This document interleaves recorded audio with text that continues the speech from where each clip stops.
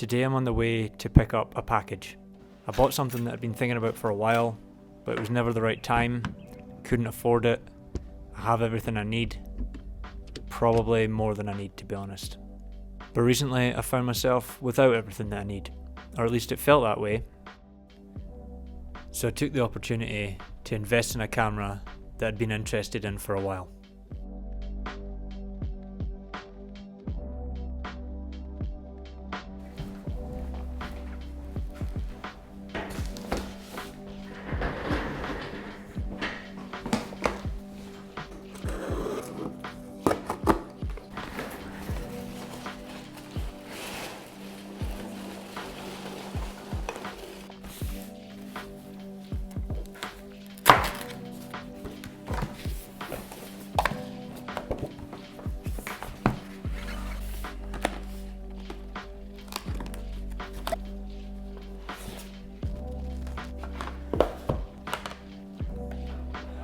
Boxes, oh.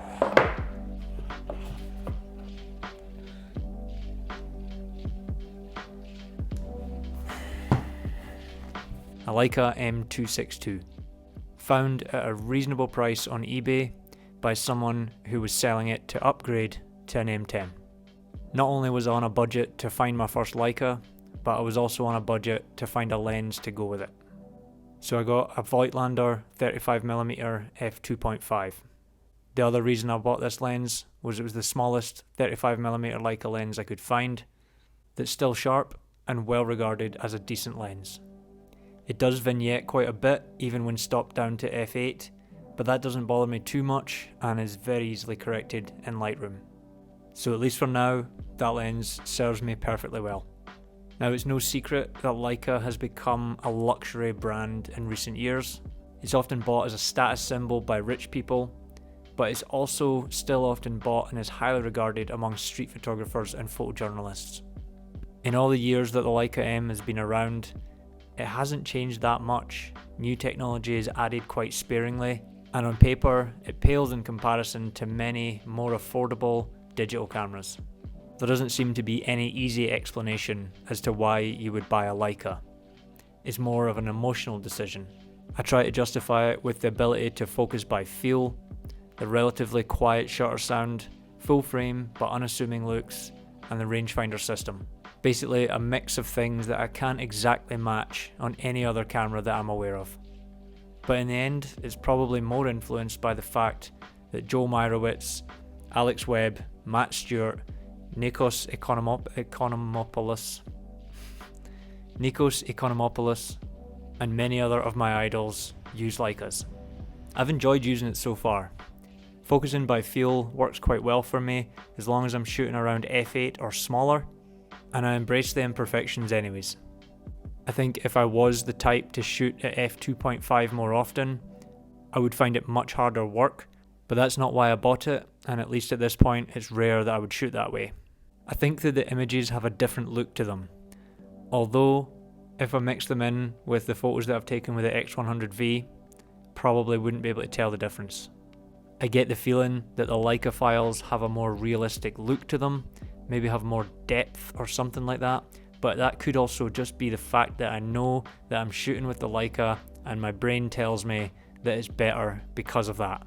I've already threw a couple photos that I shot with a Leica on Instagram without telling anybody that I had one, and nobody flagged up that the picture looked particularly different from any of my other ones. The other side of that is that it probably doesn't make much difference when posted to Instagram or YouTube because of any digital compression that's added to it. Maybe in print you would notice, however I doubt it.